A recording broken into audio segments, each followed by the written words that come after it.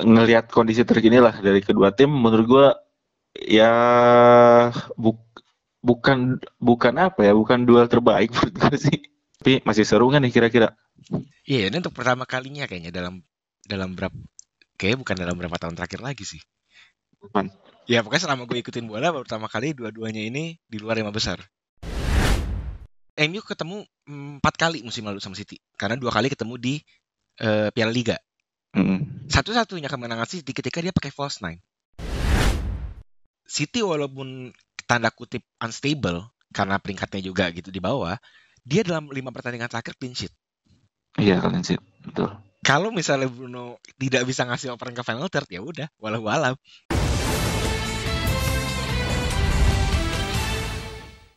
Kembali lagi di Super Soccer Podcast. Masih bareng gue Arif karena ada juga Evan Simon. cuman eh kita udah masuk episode 41, 9 berarti 10 episode lagi nih Van, kita udah umur 50. Oh iya ya, 9 episode lagi dong. Iya, Mas, sama ini kan jadi 10 10. sama ini jadi 10 benar. Kita udah menyampai umur 50 episode ternyata ya. Enggak kerasa boy. Lumayan lah. Kita mulai coba-coba ya ternyata cukup banyak juga ya pendengarnya. Lumayan. Terima kasih kepada yang sudah mendengarkan selama ini. Iya Semoga dong, masa kita katain. Terima kasih. semoga informasi yang kita kasih bisa benar-benar bermanfaat ya. Betul. Soalnya nih kayaknya di episode 41 ini kita berdua bakal bahas Derby Manchester nih, Van. Big Karena match weekend ini ya. iya big match, tapi masih seru kan nih kira-kira? Iya, ini untuk pertama kalinya kayaknya dalam dalam berapa kayak bukan dalam berapa tahun terakhir lagi sih. Van. Ya pokoknya selama gue ikutin bola baru pertama kali dua-duanya ini di luar 5 besar. Pas ketemu. MU di peringkat 6 dan City di peringkat 7. Walaupun memang keduanya main 10 kali ya. Iya, punya tabungan satu pertandingan. Maksudnya ibaratnya kalau eh keduanya udah main 11 kali dan dua-duanya menang, United tuh sama City pasti di Big Four. Karena kalau misalnya lihat dari penampilan mereka nih ya di musim ini kayaknya dibilang inkonsisten Jelas ya dong.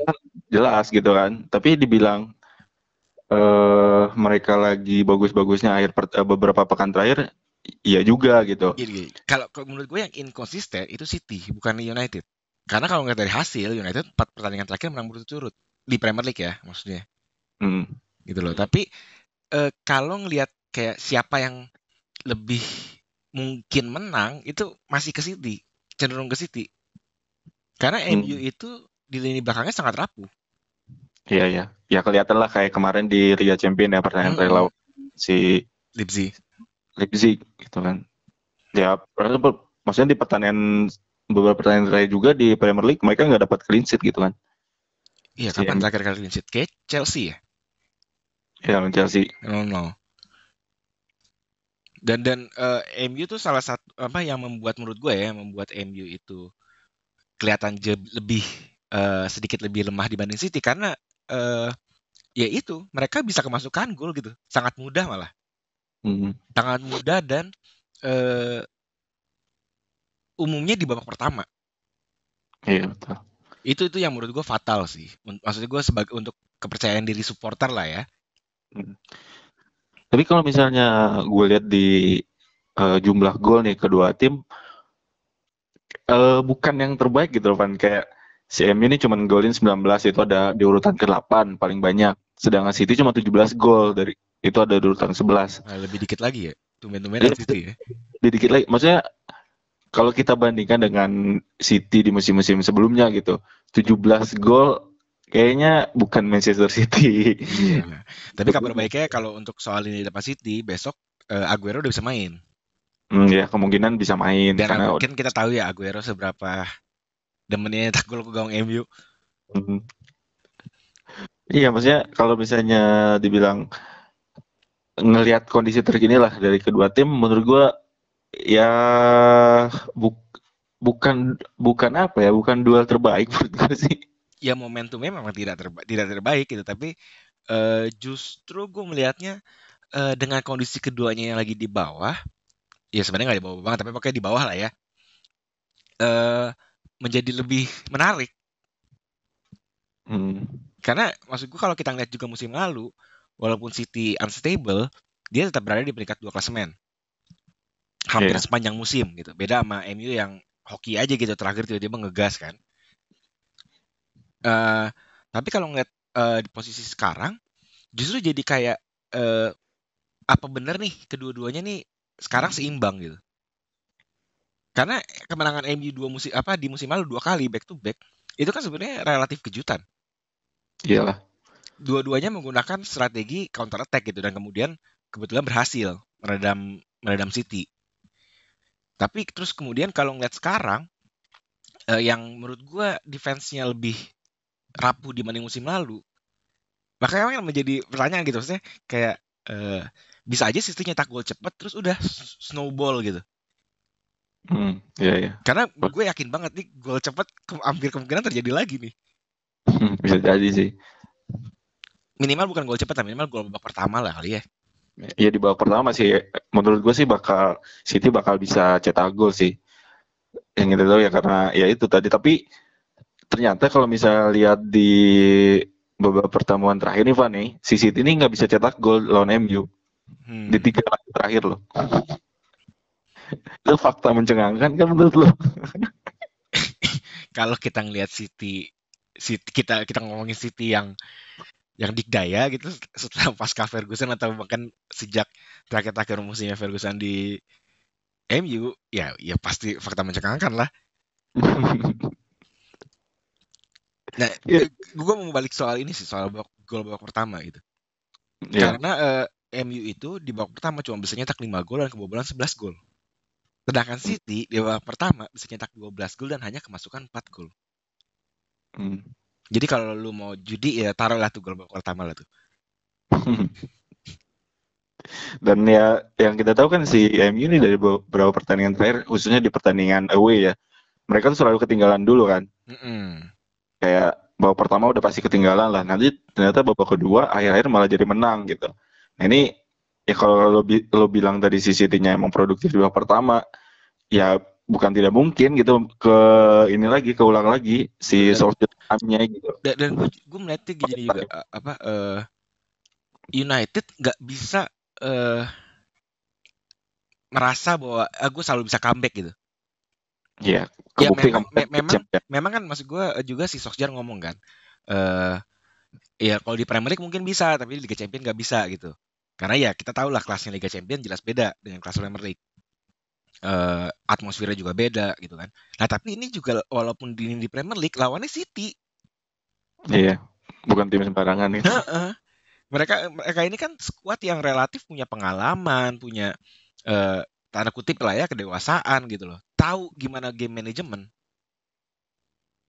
Beda sama mungkin Soton yang walaupun Soton atau West Ham yang ketika ketemu MU di pertandingan kemarin-kemarinnya itu berada di peringkat atas, tapi gue melihat ya memang mereka lost gripnya aja gitu, kehilangan game manajemennya kayak West Ham di babak pertama harusnya bisa unggul 3-0 kali.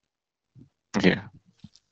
Tapi faktanya kemudian ya MU justru yang berhasil memaksimalkan situasi tersebut gitu. Nih West Ham gagal nyetak gol tambahan justru mereka yang membalikan keadaan. Ya kalau lawan City besok, lu yakin gitu City setelah unggul 1-0 terus kehilangan game manajemennya? Gue sih sangat ragu ya. Walaupun City lagi di posisi kayak sekarang. Iya sih. Dan ya itu karena apa ya, penampilan si MU juga masih inkonsisten gitu. Maksudnya ketika di menit awal oke mereka apa jelek, ntar pertengahan babak bagus. Nah, nanti pertengahan apa menit selanjutnya bakal bisa lebih jelek lagi gitu. Betul. Yang itu di musim ini gitu. Gue mau ngingetin sih kalau di pertemuan di Etihad itu MU posisinya cuma 27,7%. Hmm. Mungkin ketika itu memang hal yang apa ya ya jitulah dilakukan gitu ya, ibaratnya ya. Karena kita tahu MU ketika itu belum benar-benar ibaratnya kepercayaan dirinya belum seperti sekarang. Kita juga ngelihat kalau misalnya pas MU lawan PSG Solskjaer tuh berani gitu mainin sepak bola nyerang. Iya. Dia nggak perlu bertahan lagi kayak misalnya pas yang di pertemuan pertama di Parc des Princes atau di yang 2 tahun lalu. 2 tahun lalu kan itu baik di Old Trafford ataupun di Parc des Princes selalu bertahan kan. Iya. Nah besok apakah MU akan menggunakan strategi menyerang gitu? Maksudnya ya udah ngadu aja head to head sama City. Atau dia bakal bertahan lagi? Betul. Itu menjadi pertanyaan menarik banget buat gua. Terus yang ya tentulah, maksudnya kalau misalnya nanti lihat di pertandingan nanti, yang paling gue perhatiin sih bagaimana lini pertahanan MU sih, karena benar-benar bobrok banget lah. Gue sih bilangnya benar-benar bobrok ya. Kelihatan banget kemarin lawan Leipzig, lawan tim ini, apalagi sisi kiri, sisi kanan pertahanan gitu. Lo lihat kan 3 gol kemarin tuh awalnya dari sisi kiri kan. Betul. Ya kemarin memang kebetulan Wan-Bissaka juga mainnya lagi jelek banget ya. Sedangkan kalau lu ingat pertemuan MU dan City di musim lalu, Wan-Bissaka justru jadi kunci ngematiin Sterling. Tapi yang menarik sih gue mau lihat sih gimana Ole bakal nurunin strategi yang sama lawan City atau enggak gitu. Karena soal strategi itu Ki ya, kalau lu MU ketemu 4 kali musim lalu sama City, karena 2 kali ketemu di Piala Liga. Satu-satunya kemenangan City ketika dia pakai false nine. Iya. Bukan pakai striker tunggal. Bukan pakai Aguero atau Jesus di depan gitu. Pakai false nine. Nah, besok apakah Guardiola akan memaksakan pakai false nine apakah pakai striker atau balik ke false nine? Itu juga menjadi menarik menurut gua. Iya. Dan itu tadi, maksudnya kan mungkin nggak tahu perasaan gue aja ya, karena di musim ya maksudnya Ole bersama United kayak kebingungan untuk menurunkan formasi terbaik mereka gitu, karena kadang 3-4-3, kadang 3-5-2 kayak kemarin lawan Leipzig gitu. Dan selain formasi mungkin pemilihan pemain juga Ki. Ole kayaknya masih bingung. Dan yang gue lihat, maksudnya itu pemilihan formasi ya, maksudnya itu standar lah untuk seorang pelatih gitu. Karena menurut gue kemarin pemilihan lawan Leipzig dengan formasi itu sih atau cara bermain gitu benar-benar fatal sih, karena 3 gol tinggal mudah tercipta gitu. Dan ini melawan City yang lo tahu bahwa ya game manajemennya oke nih City nih. Nah gue penasaran banget gimana si Ole bakal nurunin informasi yang tepat gitu. Karena si Martial cedera gitu kan, terus si Cavani yang diomong-omongin bakal jadi salah satu pemain penentu di musim ini, soalnya cedera juga dari gue kata gitu. Nah, kalau soal Ole sih menurut gue apa ya? Dia memang masih mencari. Dia maksud gue, kita tahu Ole itu bukan pelatih yang kehabisan ide atau kehabisan formasi gitu. Ya kan? Maksudnya kita berapa kali juga ngelihat dia ganti-ganti formasi dan menurut gue relatif hasilnya positif. Gitu dalam beberapa pekan terakhir ya. Nah, sedangkan kalau dari Guardiola dia ini kayak tidak punya banyak pilihan untuk saat ini. Iya. Karena skuadnya menurut gue pun tidak terlalu memuaskan dan tidak terlalu mewah sih kedalaman timnya. Bagaimanapun, yang menurut gue lebih menarik lagi adalah sebenarnya yang berada dalam tekanan besok tetap Ole, bukannya Guardiola. Gila. Ole yang wajib menang, Guardiola kalah pun menurut gue masih ya oke-oke aja. Apalagi dia baru perpanjang kontrak. Mungkin Ole kalah besok, terus besoknya lagi kan main Sabtu dini hari kan. Kalau di Indonesia mungkin hari Minggunya Pochettino udah langsung pelatih MU. Bisa jadi. Karena ya situasinya begitulah. MU yang sebenarnya walaupun posisi di atas tuh berada dalam tekanan tuh MU, bukannya City. Iya. Jadi kalau misalnya tadi gue bilang ya beberapa catatan terakhir di pertemuan kedua tim, kayaknya itu agak sedikit kita kesampingkan ya. Karena kesampingkan, betul. Ya maksudnya tetap jadi patokan, tapi menurut gue ya bisa dikesampingkan lah, karena ya itu tadi kondisi kedua tim Manchester ini berbeda gitu dari musim-musim sebelumnya yang sekarang gitu kan. Tapi yang gue nanti sih selain tadi strateginya Ole bakal kayak gimana, terus si Pep Guardiola bakal kayak gimana nanti lawan MU, apakah dia bisa memutus rekor buruknya lawan Ole, tanda kutip gitu kan. Dan gue tunggu sih duelnya Bruno sama De Bruyne sih. Oh ya, kedua playmaker. Iya, maksudnya posisinya hampir sama, cara cara mainnya sama, terus peran pentingnya di kedua tim juga sama gitu. Kalau dari statistik sih, kalau produktivitas gol si Bruno lebih produktif lah, meski hampir hampir setengahnya itu dari penalti gitu kan. Kalau gue justru ngeliatnya sebenarnya lebih ke nantinya ya, pergerakan Ferran Torres. Kita tahu Hmm, dalam beberapa pertandingan terakhir Ferran Torres jadi kunci kemenangannya City kan. iya. Eh Kalau dia bisa mengeksploitasi MU kan masalahnya balik lagi. Lini belakangnya sangat gak jelas gitu loh. Hmm, Sering kehilangan posisi, sering kehilangan lawan. Ferran Torres kalau misalnya dia bisa agak sedikit mundur masuk masuk dari lini kedua, itu bisa fatal menurut gua. iya. Karena kita tahu juga Sterling, seenggaknya kalau dari pertemuan lawan MU ya, sering mati karena dia sebenarnya jarang gerak. Dan memang itu kan memang pola permainannya dia gitu. Gue penasaran banget sama Ferran Torres besok. Ya kalau misalnya ngomong Sterling ya udah itu beberapa pertandingan terakhir berarti dikantongin terus sama Ya, si Iwan. Nuan Bisaka bener. Ya, kenapa gue bilang si Bruno Fernandes tadi ini jadi catatan sih Van buat Ole karena ketika seorang Bruno mati itu MU benar-benar mati Van. Ya, itu kalau itu sepakat.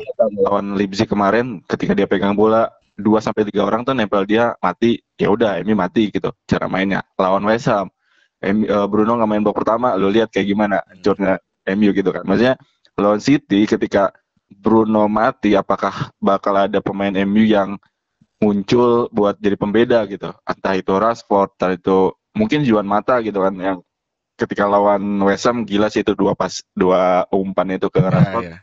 Gitu. Maksudnya ya itu gimana cara MU ketika Bruno-nya mati gitu. Kalau menurut gua kalau misalnya De Bruyne mati, ya lo tau lah City masih punya siapa gitu kan. Masih punya pemain-pemain lain gitu. Nah, ketika si si Bruno mati, ya MU mau kayak gimana gitu. Maksudnya tipikal pemain kreatif kayak gitu kan di MU agak susah gitu. Mau ngandelin Pogba, ya lo tahu sendiri Pogba kayak gimana di Ya, musim ini gitu. bahkan gue nggak yakin Pogba juga besok jadi starter. Betul, karena Karena gue yakin besok Ole bakal tetap lebih milih Fred sama McTominay untuk jaga keseimbangan. ya bisa jadi. Apalagi Fred nggak main kan Liga Champion kan. Jadi Hmm, ya taruhlah lebih bugar gitu tanda kutip. hmm. Ya itu jadi pertimbangan gue kenapa gue bahas Bruno sih itu tadi. Benar-benar hilang ya irama main lah kalau Bruno udah nggak ada gitu. Nah itu jadi Karena memang di sepanjang musim 2020-2021 ini kan musim lalu lah menurut gue. segala-galanya tuh Bruno.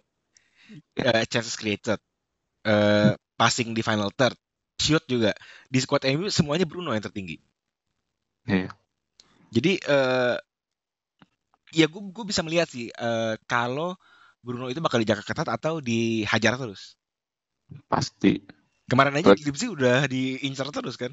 Iya. Dan Sampai yang dia marah-marah dapat terus bukan deh kartu kuningnya beda tapi pokoknya dia marah-marah terus lah gue inget lah. ya makanya itu ini mungkin strategi kotornya City. Gue nggak tahu ya City pernah main kotor kayak gitu atau enggak. Jadi selalu main kotor saya.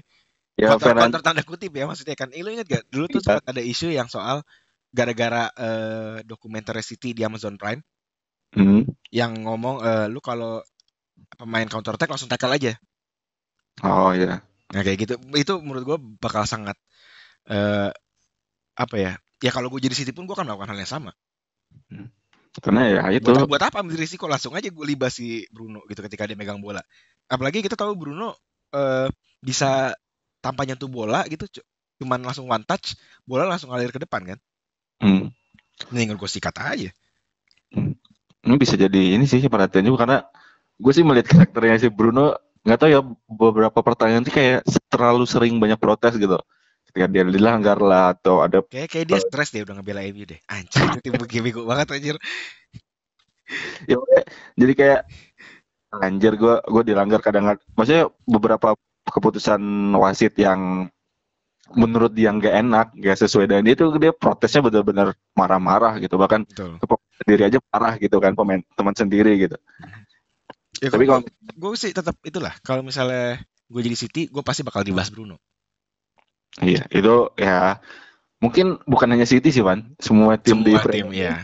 bakal ketemu MU atau nanti di Europa League gitu kan ketemu MU ya udahlah matiin aja Bruno-nya gitu karena yang gue bilang tadi belum ada pemain yang bisa nggantiin peran dia gitu Betul. apalagi MU kehilangan Bruno Fernandes. Dan Kalau gini, yang kita nggak boleh lupa juga ya sebenarnya. City walaupun tanda kutip unstable karena peringkatnya juga gitu di bawah, dia dalam 5 pertandingan terakhir clean sheet. iya kalian sih, betul. Kalau misalnya Bruno tidak bisa ngasih operan ke final third, ya udah, walau alam. Bisa pulang aja dah tuh Rashford dah. Gak usah main 90 menit. Makanya jadi ya tadi balik lagi ke pertanyaan gue dari pertama kan. Derby Manchester masih rame nggak nih? Masih rame masih lah. Kan banyak penggembiranya juga di yang klub-klub supporter klub lain juga ikut meramaikan. Dia bukan supporter itu sama MU aja. Iya. Karena mereka apapun hasilnya sama-sama senang. Iya. Misalnya City kalah gitu. Ya udah, berarti peluang City untuk karena City kan ancamannya jauh lebih besar nih kalau untuk nembus 4 besar. Jadi sedikit terhambat. Sedangkan kalau MU menang, ya kalau City yang menang ya MU makin dikata-katain dong, makin puas dong. Gitu loh. Ya kalau seri makin bagus lagi. Bisa jadi. Tapi kalau misalnya gue tanya lu Van, derby Manchester paling seru lo waktu kapan Van? Ya Pak jelas pas lagi di Etihad lah. Etihad yang berapa musim lalu? Dua musim, 3 musim lalu tuh. Yang MU comeback dari 0-2 jadi 3-2. Oh, yang waktu Mourinho ya? Ya, yang kalau misalnya mereka menang juara katanya batal anjir. Oh iya. Itu kemenangan terbesar MU dalam berapa tahun terakhir menurut gue. Oh ini kan gue pernah bilang sih waktu itu ke teman-teman gue ya, jangan pernah juara di depan kita gitu kan. Tapi besok West Brom kalah di ini kan, kalah di Old Trafford anjir ya. Banyak gelar anjir. Tapi kalau gue sih yang paling seru waktu ini sih Michael Owen. 4-3. 4-3 yang Fergie time itu gokil sih. Sama ya udah paling seru mah 6-1 di Old Trafford sih. Ya 6-1 di Old Trafford itu juga momentum banget lah. Itu menurut gue momen dimana orang-orang sadar bahwa ya City tuh sekarang udah seimbang sama United. Iya. Walaupun ketika itu sebenarnya dia belum juara ya, kan dia baru juara di musim itu. Belum. Nah, tapi buktinya maksud gue kemenangan itu menjadi faktor kuat karena ujung-ujungnya dia menang dari sisi gol. Walaupun ya mungkin lu bisa ngomong MU kepleset gara-gara seri lawan Everton. Iya. Tapi selisih golnya itu yang menjadi kunci menurut gue. Itu yang ini kan yang Aguero itu kan? Aguero lawan ini kan apa? KPR ya terakhir itu. Itu segala-galanya tuh bener-bener menurut gue itu musim yang bakal dikenang selamanya sama kedua supporter dari klub ini. Iya. Ya itu tadi balik lagi emang ya dari Manchester nggak akan kehilangan drama sih menurut gue. Nggak akan kehilangan drama. Bahkan sebelum City kaya pun tetap ada drama. Lu ingat yang 3-1 yang si City menang 3-1 di Old Trafford? Itu juga menurut gue seru banget. Ya, banyak momen, benar-benar banyak momen yang nggak bisa dilupain sih. Betul. Apalagi Roy Keane yang cederain bapaknya Haaland gitu. Betul. Dan besok menurut gue ada sedikit tensi balas dendam mungkin ya. Ya gimana lu musim lalu 4 kali ketemu 3 kali kalah? Kan malu juga dong Guardiola. Kalah sama guru sekolahan. Kalah sama tim pinggiran gitu kan. Iya. Jadi tim kota lawan tim pinggiran nih. Tim kota lawan tim pinggiran, benar. Jadi kalau misalnya ini bukan ngejek ya, karena MU posisinya memang di pinggir kota. Iya. Karena siapa tahu ada yang nggak tahu gitu. Mungkin banyak yang nggak terima kalau MU itu dibilang tim pinggiran. Ya gimana? Lokasinya dia di pinggiran Manchester, yang ada di pusat kota ya City. Iya, karena ya makanya itu supporter City ngomongnya The Citizen kan. Baik Levan, kalau misalnya pemain pembeda deh di nanti pertandingan nanti, lu Ferran Torres. Iya, kalau gue bilang Ferran Torres yang bisa jadi faktor penentu buat City. Jadi kalau misalnya prediksi lo jagoin City ya? Ya ini akal sehat gue sih harus City ya. Kesampingan lo sebagai fan MU ya? Gue sangat meragukan MU bisa ini sih. Bisa menang. Kalau skor? Skor tipis tapi. Skor tipis. Gue bener kan ya Tottenham? Menang nyaman. Walaupun nggak ngebantai sih, tapi nyaman. Itu masih ada Liverpool, poinnya sama. Udah. Oke lah, kalau misalnya lo ngejagoin City, gue ngejagoin MU deh. Skornya ngebantai. Enggak. Oh, enggak. Skornya selisih 1 gol lah. Ya boleh lah. Tentunya menurut gue Maguire sih. Ya, apa yang mau diharapin? Aduh. Gue sih bakal jadi pembeda tadi. Gue sih Maguire sama Laporte aja juga masih kalah kali. Laporte udah jarang main. tapi kalau misalnya kalau lo tanya prediksi gue sih prediksi ini loh. Yang bakal jadi penentu tuh bagaimana keputusan Ole sih nanti. Entah khususnya pergantian pemain itu sih yang bakal jadi Ya itu penentu. juga. Betul. United bisa menang lawan siapa City sih, karena yang gue lihat di beberapa pertandingan terakhir ketika si MU menang, penentuan dari pergantiannya Ole gitu. Betul. Tapi Panik. soal pergantian ya sebenarnya Guardiola pun ketika ngelawan City pergantiannya tidak pernah benar-benar istimewa. Ya itu aja kan Ya, sebenarnya. jadi menurut gue kalau gue lebih prefer ke soal pemilihan starting line up dan taktik utamanya. Kalau gue ngeliat lebih dari situnya. Nah, seru nih kayaknya nih. Jadi kalau dari situ gue dari pergantian bakal jadi penentu juga sih bagaimana MU mengakhiri laga. Kalau misalnya pergantian salah ya udahlah, walau kalah udah bye aja gitu. Oke, pertandingan City lawan skor tadi lo tipis ya. City menang, gua tipis, MU menang. Yang kalah apa nih, Van? Yang kalah Arsenal ujung-ujungnya. Siapapun yang kalah Arsenal. Iya, Arsenal nih kalau kalah bahaya loh, Van. Ini bisa benar-benar turun banget nih. Arsenal itu besok lawan Arsenal tuh lawan Burnley. Burnley. Tapi ini jadi warning. Ya benar. Kalau Burnley menang bahaya. Iya, Arsenal suram banget sih. Oke, ini pertandingan Derby Manchester bisa disaksikan seperti biasa tentunya di Mola TV hari Minggu jam 12:30. Jadi masih prime time lah. Lu habis pulang malam mingguan, tinggal download aja aplikasi Mola TV, atau lo masih malam mingguan di luar, lu tinggal download aplikasi Mola TV, pilih pangkat langganan, lo bisa nonton di HP langsung. Ketika lo lagi pacaran lah, lo lagi nongkrong, lo bisa nonton di HP langsung. Terus ada juga Bundesliga akhir pekan ini, jangan lewatkan, ada Munchen. Itu bakal apa ya, bagaimana mereka bisa jaga konsisten di musim ini, karena kan akhir pekan kemarin seri ya lawan Leipzig. Betul. Ya tapi lawan Leipzig sih. Iya. Terus ada juga si Dortmund nih bisa bangkit nggak? Gitu kan. Tanpa Haaland yang katanya Haaland masih cedera ya. Ya kabarnya masih cedera. Tapi kita nggak tahu kalau misalnya bisa pulih lebih cepat ya. Terus ada juga Eredivisie. Terus ada juga Liga Polandia. Liga Belgia. Nah, Liga Polandia nanti Lechia Gedang bakal disiarin di Mola TV. Egy bakal main gak nih? Kita tunggu aja. Terus ada juga Copa Libertadores yang tengah pekan depan bakal mulai quarter final kalau nggak salah. Dan jangan lupa juga lu bisa nonton konten-konten HBO di Mola TV. Betul. Ya, 25.000 udah komplit. Udah dapat bisa nonton film, nonton ini, nonton bola, nonton yang lainnya. Banyak banget. Oke, Van, itu aja. Nanti hasilnya gimana Derby Manchester. Kalau misalnya tadi balik lagi nih pertanyaan gue, Derby Manchester masih rame nggak? Kelihatan tuh masih rame. Karena banyak drama yang tercipta. Karena dua-duanya lagi tolol, jadi rame-ramein aja lah. Iya, kalau misalnya dua-duanya di atas kan, ya mungkin ramenya cuma di antara supporter MU dan City. Justru karena mereka lagi di bawah ramenya, jadi semua supporter lain ikut ngeliatin. Nunggu buat ngatain. Siapa nih yang bisa gue katain nih, gitu. Sip.